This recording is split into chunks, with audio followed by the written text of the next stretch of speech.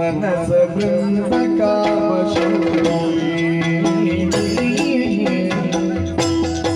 सुमनसा वृंद काम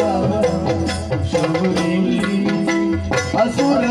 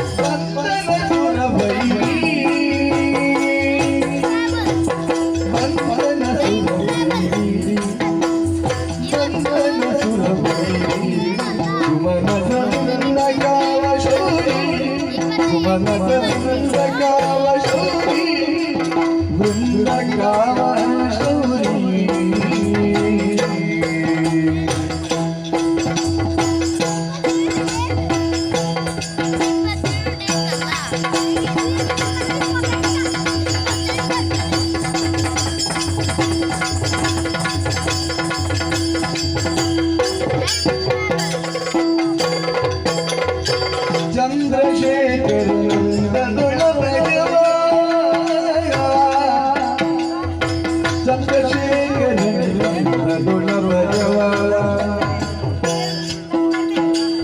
चंद्रशेखर चंद्रशेखर अंधेरी सुंदर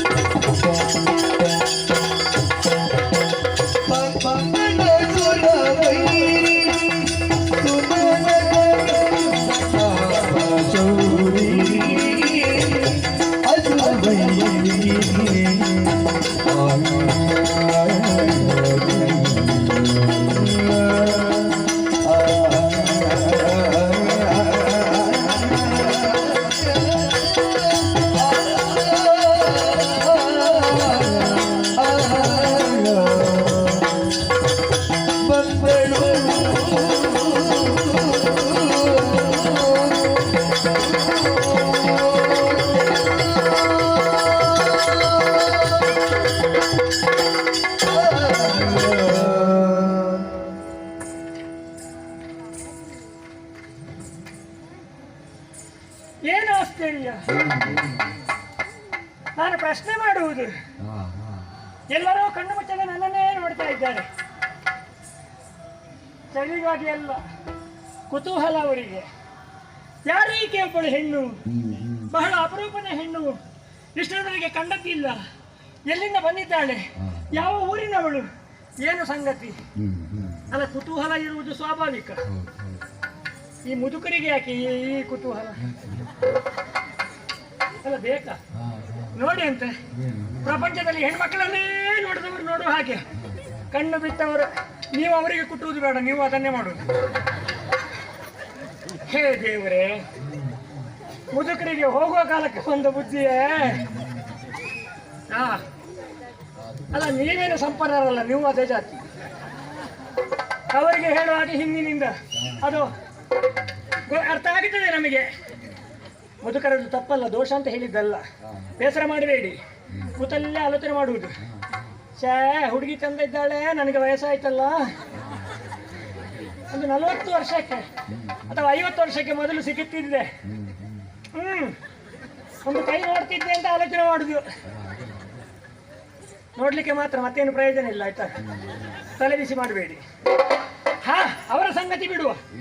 ಪ್ರಾಯಕವನ್ನು ಹಂತಕಾರಿಗಳು ಯುವಕರೆಲ್ಲ ಇದ್ದಾರಲ್ಲ, ಅಲ್ಲ, ಇದೆಲ್ಲ ಬೆಳಕು ಹಾಕುವುದು ಯಾಕೆ ನನ್ನ ಮುಖಕ್ಕೆ? ಇದೆಲ್ಲ ಆಲೋಚನೆ ಮಾಡುವುದೇನು? ಚಂದ ಇದ್ದಾಳಲ್ಲ, ಪ್ರಾಯವು ಯವನವತಿ, ನಾನು ಯವನವಂತ. ಒಮ್ಮೆ ಮಾತಾಡ್ಲಿಕ್ಕೆ ಸಿಕ್ಕಿದ್ರೆ ಕತೆ ಬೇರೆ ಮಾಡಬಹುದಿತ್ತು ಅಂತ ಆಲೋಚನೆ ಮಾಡುವುದು ಯುವಕರೆಲ್ಲ. ಯುವಕರ ಬಗ್ಗೆ ನನ್ನ ಆಕ್ಷೇಪ ಇಲ್ಲ. ಯಾಕೆ? ಅವರ ಪ್ರಾಯದ ದೋಷ. ನಿಮ್ಮ ನೋಡುವ ಪ್ರಾಯ ಇದು, ನೋಡ್ತಲೇ ಇರಿ. ನೋಡುವ ಹಾಗೆ ಮಾತ್ರ ನೋಡಿ. ಬೇರೆ ಏನಾದರೂ ವ್ಯತಿರಿಕ್ತ ಆದರೆ, ಪರಿಣಾಮ ಏನಾದರೂ ಕೆಟ್ಟದಾದ್ರೆ ನನ್ನನ್ನು ದೂರಬೇಡಿ. ಅದಿರ್ಲಿ. ಈಗ ನಾನು ಯಾರಂತ ಗೊತ್ತಾಯ್ತಾ? ನಿಮಗೆ ಇಷ್ಟು ಹೊತ್ತಿಗೂ ನಾನು ಯಾರದ್ದು ಗೊತ್ತಾಗ್ಲಿಲ್ಲ? ಅಯ್ಯೋ, ಒಳ್ಳೇದಾಯ್ತು. ಆಗದೇ ಇದ್ದದ್ದು ನನ್ನ ಪುಣ್ಯ. ಯಾಕೆ?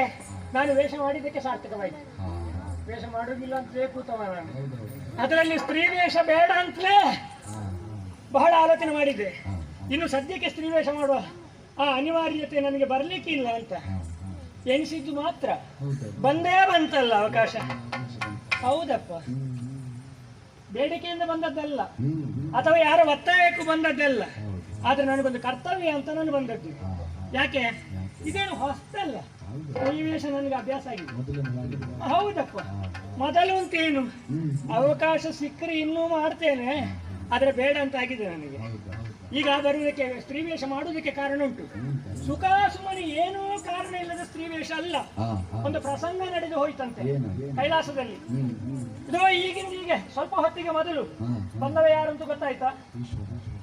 ನನ್ನ ಭಾವ ಶಂಕರ ಪರಮೇಶ್ವರ. ಹೌದಪ್ಪ, ಓಡೋಡಿಕೊಂಡು ಬಂದದ್ದು, ನನ್ನಲ್ಲಿ ದೂರಿಕೊಂಡದ್ದು.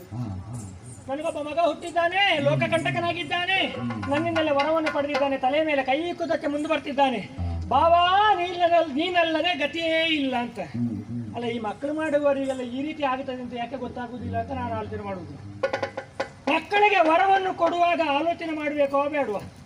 ನಾನು ಕೊಡುವುದು ವರ, ಇದು ಎಲ್ಲಿಯಾದರೂ ವಿರೋಧಾಭಾಸಕ್ಕೆ ಕಾರಣವಾದರೆ ಏನು ಮಾಡುವುದು ಅಂತ ಅಷ್ಟೂ ಆಲೋಚನೆ ಬೇಡವಾ ನನ್ನ ಭಾವನಿಗೆ? ಹಿಂದೆ ಮುಂದೆ ಆಲೋಚನೆ ಮಾಡಲಿಲ್ಲ. ಮಗನೆಂಬ ಮಮಕಾರದಿಂದ ಹಿಡಿ ಎಂತದ್ದು ಅನುಗ್ರಹ ವರ ಕೊಟ್ಟದ್ದು. ನಿನ್ನ ಕೈ ಉರಿ ಹಸ್ತವಾಗಲಿ. ಅವನ ಬುದ್ಧಿಯನ್ನು ತೋರಿಸುವುದಕ್ಕೆ ಪ್ರಾರಂಭ ಮಾಡಿದ. ಉರಿ ಹಸ್ತವ ಕೈಗೊಳ್ಳುತ್ತಾ ಮತ್ತೆ ನಡಿದ್ದೆ ಅನಾಚಾರ. ಅಪ್ಪನ ತಲೆ ಮೇಲೆ ಕೈ ಇಡುವುದಕ್ಕೆ ಬಂದದ್ದು. ಮತ್ತೆ ಕೊಟ್ಟದ್ದು ವರವಾದ್ರೂ ತನ್ನ ಪಾಲಿಗೆ ಅದು ವ್ಯತಿರಿಕ್ತವಾಗ್ತದೆ ಅಂತ ಹೇಳುವಾಗ ಕೈಲಾಸ ಬಿಟ್ಟು ಓಡುವ ಪ್ರಸಂಗ ಬಂತು. ಹಾಗಾಗಿ ಊರು ಬಿಟ್ಟು ಬಂದದ್ದು ನನ್ನ ಭಾವ ಇಲ್ಲಿಗೆ, ವೈಕುಂಠಕ್ಕೆ. ಈಗ ಗೊತ್ತಾಯ್ತಾ ನಾನು ಯಾರು ಅಂತ? ನಾರಾಯಣನೇ ನಾನು. ನನ್ನ ಪ್ರಶಾಂತ ವದನವನ್ನು ನೋಡಿದ್ರೆ ಗೊತ್ತಾಗುವುದಿಲ್ಲ. ಹಾಗಾಗಿ ಬಂದಂತಹ ಭಾವನಿಗೆ ಮೊದಲಾಗಿ ಅಭಯ ಪ್ರದಾನ ಮಾಡಿದ್ದೇನೆ. ಭಾವ, ಹೆದರುವುದು ಬೇಡ, ನಾನಿದ್ದೇನೆ. ನಾನಿರುವಾಗ ಹೆದರುವುದು ಯಾಕೆ? ಅವಾಗ ಭಾವನೆ ಹೇಳಿದ್ದು. ಅಲ್ಲಲ್ಲ, ಅದು ಗೊತ್ತಾಗಿದೆ ನನಗೆ. ಕಷ್ಟ ಬಂದಾಗ ಭಾವ ನೀನಲ್ಲ ಇದ್ರೆ ಬೇರೆ ನನಗೆ ಗತಿ ಇಲ್ಲ. ಯಾಕಂದ್ರೆ ಪ್ರಪಂಚದ ಯಾವ ಮೂಲೆಯಲ್ಲಿ ಏನೇ ಅನಾಚಾರವಾದ್ರೂ ಹಾ. ಅದನ್ನು ಪರಿಹಾರ ಮಾಡುವಂತಹ ಶಕ್ತಿ ಸಾಮರ್ಥ್ಯ ನಿನಗಿರುವುದು ಭಾವ. ಹಾ, ಹಾ. ದುಷ್ಟರಿಗೆ ವರವಿವರಿಬ್ಬರು ಕೊಟ್ಟ ವರಗಳ ತೆಗೆಯಲರಿಯರು, ಕೊಡುವ ತೆಗೆಯುವ ಸಮರ್ಥರು ಯಾರಯ್ಯ ನಿನ್ನಂತೆ ಈ ಜಗದಿ. ನನಗೆ ಕೊಡ್ಲಿಕ್ಕೂ ಗೊತ್ತುಂಟು, ತಕೊಳ್ಳಿಕ್ಕೂ ಗೊತ್ತುಂಟು. ಹಾಗೆ ಆದ್ರೆ ಅವರಿಗೆ ಹಾಗಲ್ಲ, ಕೊಡುವುದಕ್ಕೆ ಮಾತ್ರ ಗೊತ್ತಿರುವುದು. ಹೌದು, ಹೌದು. ಹಾಗಾಗಿ ಏನಾದ್ರೂ ಮಾಡಿ ನನ್ನನ್ನು ರಕ್ಷಣೆ ಮಾಡಬೇಕು ಭಾವ ಅಂತ ಹೆದರಬೇಡಿ ಅಂತ ಹೇಳಿ ಧೈರ್ಯದ ಮಾತನ್ನಾಡಿದ್ದೇನೆ. ಆದ್ರೆ ನಾನು ಆಲೋಚನೆ ಮಾಡುವುದು, ಈ ರೀತಿಯಾಗಿ ಮದಾಂಧನಾಗಿ ಮೆರೆಯುತ್ತಿರುವವ ಯಾರು? ಅವನೇ ಭಸ್ಮಾಸುರ. ಹಾ, ಹಾ. ಇತ್ತೀಚೆಗೆ ಹುಟ್ಟಿದ ಈ ಮಕ್ಕಳಿಗೆಲ್ಲ ಹೋಗೋ ಕಾಲಕ್ಕೆ ಬಂದ ಬುದ್ಧಿ ಅಲ್ಲೋ. ಹೌದು, ಹೌದು. ಇಲ್ಲದಿದ್ರೆ ಯಾರು ಆಶ್ರಯದಾತರು ಹ್ಮ್, ಅವರ ಮೇಲೆ ಕಣ್ಣು ಹಾಕುವುದು ಅಂತ ಹೇಳಿದ್ರೆ, ಹೌದು, ಈಗ ಬಾವ ತಂದೆ ಆದ್ರೆ ನನ್ನ ತಂಗಿ ತಾಯಿ ಅಲ್ವಾ, ಹೌದು, ಹೌದು. ತಾಯಿಯ ಮೇಲೆ ಮನಸ್ಸು ಮಾಡಿದ ಮಕ್ಕಳಿಗೆ ಪ್ರಪಂಚದಲ್ಲಿ ಬೇಕಾ? ಅಲ್ಲ, ಉಳಿಬೇಕಾ ಅವರು? ಉಳಿಬಾರ್ದು. ಅದಕ್ಕಾಗಿ ಹಾಗಾದ್ರೆ ಅವನನ್ನು ಕೊಲ್ಲುವುದೇ ಹಾಗೆ ಮೊದಲೇ ಭಾವ ಹೊರ ಕೊಟ್ಟು ಆಗಿದೆ. ಹೌದು, ಹೌದು. ಅದೇ ರೂಪದಿಂದ ನಾನು ನಿಜವಾದಂತಹ ನಾರಾಯಣನಾಗಿ ಹೋದ್ರ ಆ ಕೆಲಸ ಸಾಧ್ಯವಾಗುವುದಿಲ್ಲ. ಹೌದು, ಹೌದು. ಅದಕ್ಕಾಗಿಯೇ ಅವನ ಮನಸ್ಸಿನ ಇಂಗಿತವೇನು? ಹಾ. ಹೆಣ್ಣು ಹುಚ್ಚಾವ. ಹುಚ್ಚ. ಹುಚ್ಚರಿಗೆಲ್ಲ ಒಳ್ಳೆ ರೀತಿಯ ಯಾವುದು ಪತ್ತೆ ಆಗುವುದಿಲ್ಲ. ಹೌದು, ಮುಳ್ಳನ್ನು ಮುಳ್ಳಿನಿಂದಲೇ ತೆಗೆಯಬೇಕು. ಹೆಣ್ಣು ಹುಚ್ಚರಿಗೆ ಹೆಣ್ಣಾಗಿಯೇ ಏನಾದರೂ ಮದ್ದರಿಯಬೇಕು. ಹೌದು, ಹೌದು. ಅದಕ್ಕಾಗಿ ಅನಿವಾರ್ಯವಾಗಿ ಈ ವೇಷ ಬೇಡ ಬೇಡ ಅಂತಿದ್ರು ಮಾಡಿದ್ದು ನಾನು. ಹಾ, ಯಾಕೆ? ಅವನ ಮನಸ್ಸನ್ನು ಮೋಹಿಸುವುದಕ್ಕೆ, ಹಾ. ದುಷ್ಟನಾದಂತಹ ಭಸ್ಮಾಸುರನಿಗೆ ಒಂದು ಗತಿ ಕಾಣಿಸುವುದಕ್ಕೆ, ಹಾ. ಈ ಸ್ಥಿತಿಯಲ್ಲಿ ಕಾಣಿಸಿಕೊಂಡದ್ದು, ಹಾ. ಈ ರೂಪದಲ್ಲಿ ಕಾಣಿಸಿಕೊಂಡದ್ದು, ಇದಕ್ಕೊಂದು ಹೆಸರನ್ನು ನಾನೇ ಇಟ್ಟುಕೊಂಡದ್ದು. ಹೇಗೆ, ಹೇಗೆ? ಅವನ ಮನಸ್ಸನ್ನು ಆಕರ್ಷಿಸುವುದಕ್ಕೆ ನಾನು ತಳೆದಂತಹ ಈ ರೂಪ, ಹ್ಮ್. ಮನಮೋಹಕವಾದಂತಹ ರೂಪಕ್ಕೆ ಮನಮೋಹಿನಿ, ಅರ್ಥಾತ್ ಮೋಹಿನಿ ಎಂಬುದಾಗಿ ಹೆಸರು. ಆದರೆ